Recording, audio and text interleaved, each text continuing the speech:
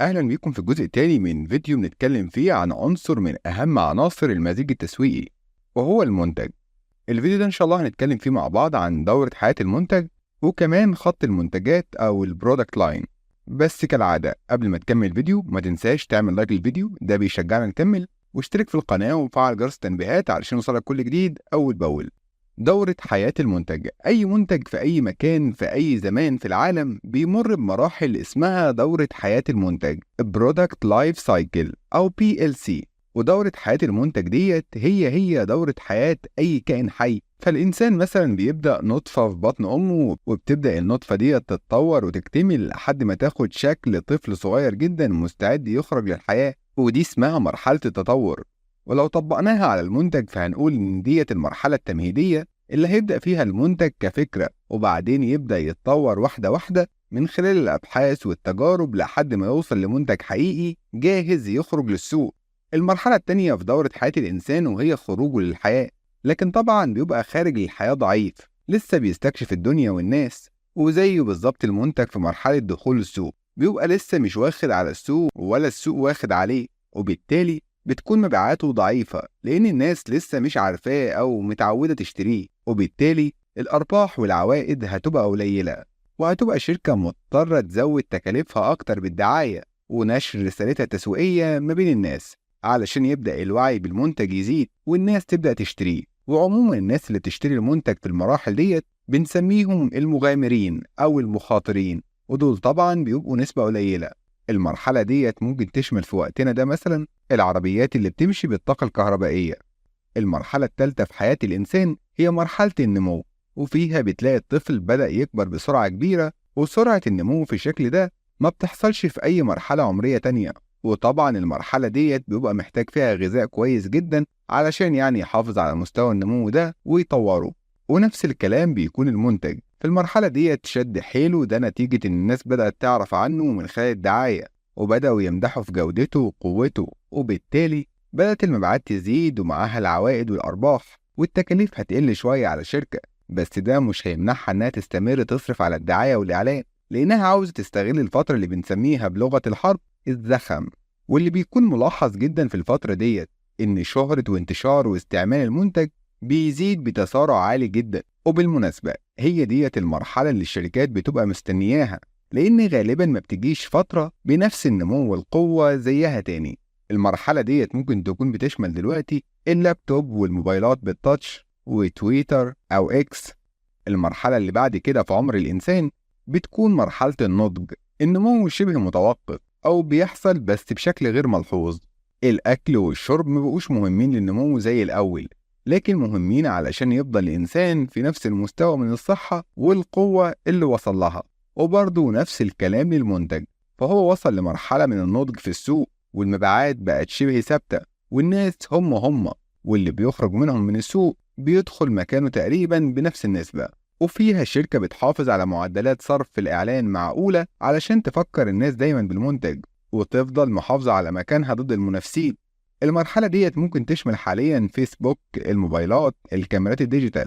المرحلة الأخيرة في عمر الإنسان بتكون مرحلة الكبر والضعف، وزيها بالظبط المرحلة الأخيرة في دورة حياة المنتج، فبيبدأ يتدهور وتقل المبيعات، وبيبدأ يشوف الناس منتجات جديدة وشركات جديدة، وساعتها بتبدأ تفكر الشركة إنها تنسحب من السوق أو تنافس وتعيد قوة المنتج لو عندها القدرة دي. طيب يهمني في إيه أعرف كل المراحل ديت عن المنتج في التسويق؟ لو قدرت تفهم دورة حياة المنتج هتقدر تديره صح تسويقيا في كل مرحلة من المراحل.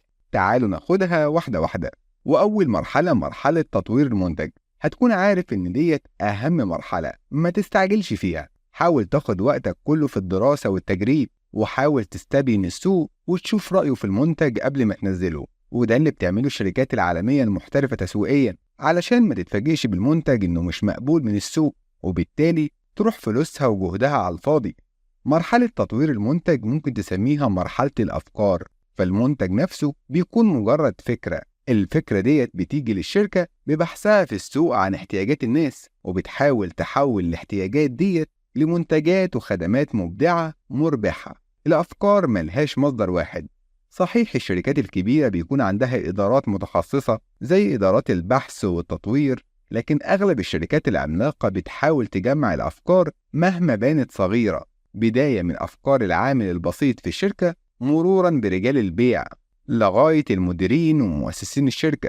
وممكن الشركة تطور إدارة مختصة بالأفكار تكون مهمتها تجميع الأفكار من كل المصادر ودراستها ومناقشتها مع باقي الإدارات في الشركة علشان تشوف هتقدر تنفذها إزاي. تاني مرحلة، مرحلة التقديم. في المرحلة ديت الشركة بتكون حولت الأفكار الكتير اللي جاتلها من بره أو جوه الشركة لمنتج مبدع ويقدر يشبه احتياجات السوق. بعد ما الشركة تنتج المنتج بالفعل هيكون قدامها استراتيجيتين تشتغل عليهم، يا إما تستسلم للأمر الواقع وتعرف إن اللي هيشوف منتجها الجديد ويستخدمه هم مغامرين السوق واللي بيحبوا يجربوا، وهتبدأ تشتغل عليهم كويس وتخليهم بقصد أو بدون قصد منها يتكلموا عن المنتج وجودته، لكن تبقى عارفة إن المبيعات مش هتكون كبيرة في الأول. في منطق تاني عكس المنطق ده، وهو منطق استخدام الدعاية المكثفة جدا. ومن تطبيقات الأسلوب ده استخدام طرق الدعاية الفيروسية، وهي النسخة الإلكترونية الحديثة من التسويق الأشهر على مر تاريخ التسويق، وهو التسويق بالمديح. في الاستراتيجية الفيروسية ديت بتبدأ تطور الشركة حملات إعلانية دعائية مكثفة جدا، ويستحسن تبقى مبدعة جدا، وبتعتمد إنها تحط رسالتها الترويجية في كل مكان تتخيله، سواء بقى بإرادتها هي وقدرتها الدعائية أو عن طريق نشر الناس للرسالة التسويقية الإعلانية المبدعة جدا.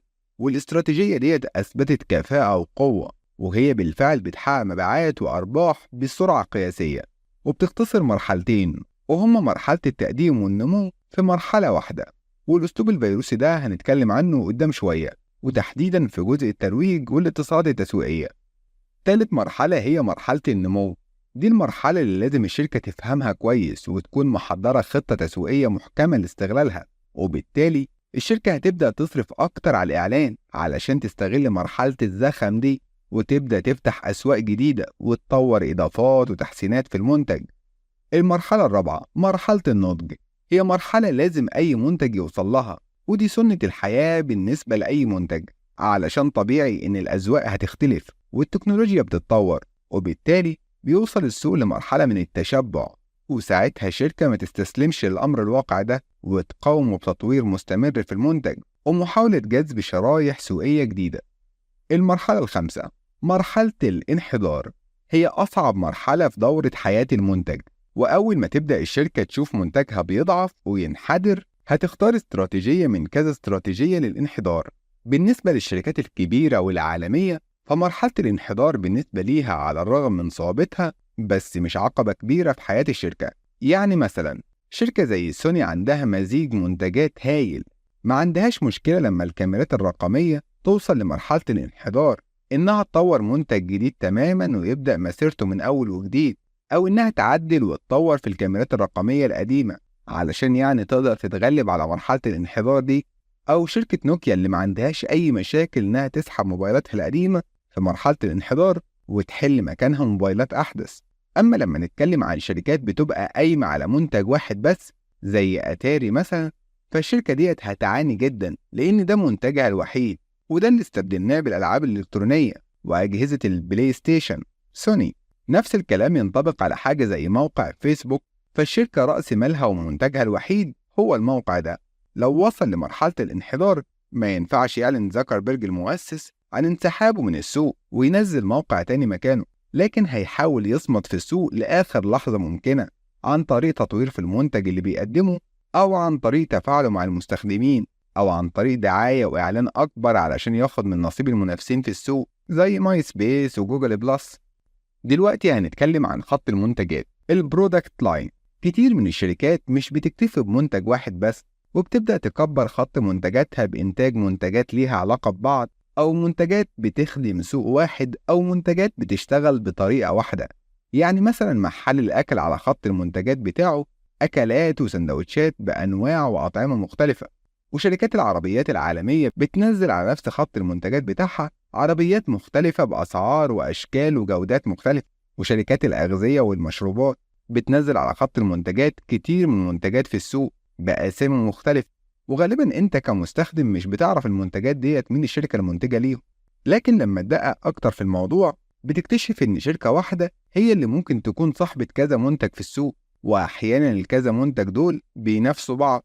مهم إننا نفرق ما بين خط المنتجات البرودكت لاين ومزيج المنتجات البرودكت ميكس، لأن في حين إن خط المنتجات بيعبر عن مجموعة من المنتجات المتشابهة أو المتقاربة سواء في الخصائص أو طريقة أو أماكن البيع والتوزيع، فمزيج المنتجات هو مجموعة من المنتجات المختلفة اللي بتنتجها الشركة، وبتكون المنتجات دي طريقة لنمو الشركة. فهي ممكن تزود عدد المنتجات على خط منتجاتها البرودكت لاين، أو ممكن تزود عدد المنتجات المختلفة في مزيج المنتجات اللي بتنتجه البرودكت ميكس. مزيج المنتجات ممكن يبقى خليط من منتجات ألبان على منتجات غذائية على مسحيق تنظيف على ماكينات طباعة. أما خط المنتجات ممكن يبقى منتجات ألبان زي الجبن والألبان بأنواعهم وأشكالهم المختلفة. طيب سؤال، ليه الشركات بتنتج خدمات ومنتجات متقاربة ومتشابهة وأحيانا المنتجات ديت بتنافس بعض؟ في أسباب كتير علشان الشركة تزود المنتجات اللي بتنتجها على خط المنتجات، ومن ضمن الأسباب ديت إنها عاوزة تدخل قطاعات وشرائح تانية في السوق، بس ما تقدرش تعمل كده بمنتجها الحالي. الشركة اللي بتنتج باكو بسكوت تمنه من نص جنيه لجنيه مثلا، الشركة ديت حبت إنها تدخل لشريحة جديدة من المشترين، فطورت منتج البسكوت ده جدا، ولما نزلته في السوق نزلته ب3 جنيه. إيه اللي هيحصل؟ صحيح منتج الشركة الجديد ممتاز، بس خلاص الانطباع اللي السوق أخده عن المنتج القديم إن منتج عادي الجودة بسعر قليل، وبالتالي لما تنزل المنتج بجودة أعلى وبسعر أعلى مش هتقدر تقنع الناس وتغير تفكيرهم وانطباعهم عن المنتج بسهولة، وبالتالي ممكن تبدأ منتج جديد باسم جديد بيقدم جودة كويسة جدا وبسعر غالي شوية، وانت مطمن المرة دي لأنك هتوجهه في المكان الصح وللناس الصح. الشركة اللي عاوزة تنافس شركة في شريحة سعرية أعلى هتعمل منتج تاني بجودة تانية وتعمل ليه سعر أعلى بيتناسب مع منتجات الشركة المنافسة، زي ما تويوتا أنتجت لكزس واللي نفست بيها مرسيدس بسعر أقل كمان من مرسيدس، بس طبعا هو السعر أعلى بكتير من أسعار عربيات تويوتا التقليدية.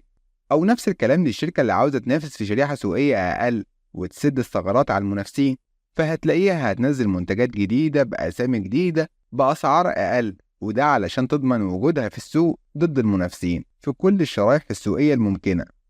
الشركات اللي بتنافس بطريقة كل نفسك قبل ما السوق ما ياكلك هي شركات بتنزل نفس المنتج بجودة وسعر مشابه لكن باسم مختلف، وده بيكون علشان تسحب نصيب سوقي من المنافس، وبكده بتزود نصيبها السوق الكلي.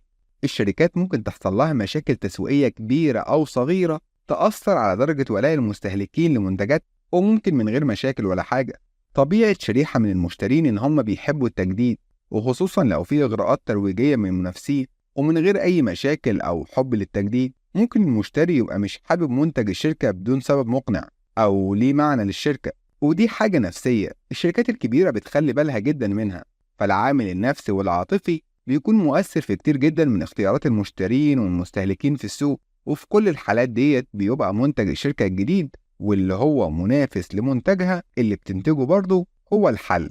وشوف المثال ده، لما بدأت جهات ونشطاء يدعوا الناس لحملات مقاطعة المنتجات الأمريكية خصوصا منتجات الشركات المعروفة ولا أهل الكيان الصهيوني، كان من ضمن الشركات ديت شركة أمريكية عملاقة هي شركة بروكتر أند جامبل. وبروكتر أند جامبل بتنتج بشكل أساسي مستحضرات التنظيف زي أريا، ومنتجات عناية بالأطفال زي بامبرز، والبطاريات الكهربائية والأغذية وغيرها من خطوط المنتجات العملاقة. بدأ يحصل استجابة من كتير في مصر والعالم العربي لحملات المقاطعة دي، وبرغم الانقسام اللي حصل ما بين ناس قطعت وناس لأ، فالمحصلة النهائية بتبقى خسائر فادحة للشركات اللي دخلت ضمن حملة المقاطعة، لكن خسائر الشركات العادية أقل بكتير من شركات عملاقة زي بروكتر وجامبل واللي بتلعب على خدعة خط المنتجات. ست البيت اللي استجابت لدعوات المقاطعة قطعت منتجات بروكتر أند جامبل، واللي من أشهرها بالنسبة ليها هو أريال، وشهرة أريال ديت كانت بسبب إنه موجود في حملات إعلانية كبير للشركة وحملات المقاطعة للنشطاء. كان البديل قدام ست البيت ديت إنها تجيب منتج منافس، ودلوقتي قدامها منتج زي تايد، بونكس، مستر كلين. وطبعا المستهلك اللي هي ست البيت سعيدة بطريقة استجابتها للمقاطعة، وبرضه بروكتر أند جامبل سعيدة بأرض تسويقية اتسحبت منها من أريا وراحت ليها تايد أو بونكس أو غيرها من منتجات الشركة. كمان من أصعب الحروب التسويقية واللي ما بتبقاش واضحة للمشترين هي الحرب اللي بتحصل ما بين الشركات المنافسة على رفوف التوزيع، خصوصا في الأسواق العملاقة الهايبر ماركت.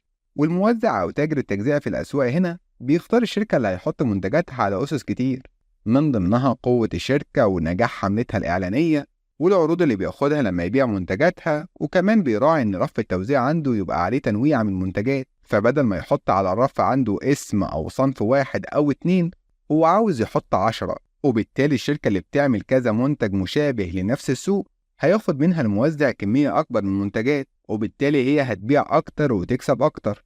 يعني ممكن نقول إن بدل ما الموزع كان هياخد نص المنتجات من شركة والنص التاني من الشركة المنافسة، دلوقتي هياخد تلت من الشركة الأولى وتلتين من الشركة التانية، علشان دلوقتي الشركة التانية بتنزل منتجين متشابهين باسمين مختلفين. نفس اللعبة بالظبط ممكن تلعبها الشركة أقوى كمان لو نزلت المنتج الجديد المشابه للقديم بتاعها بسعر أقل.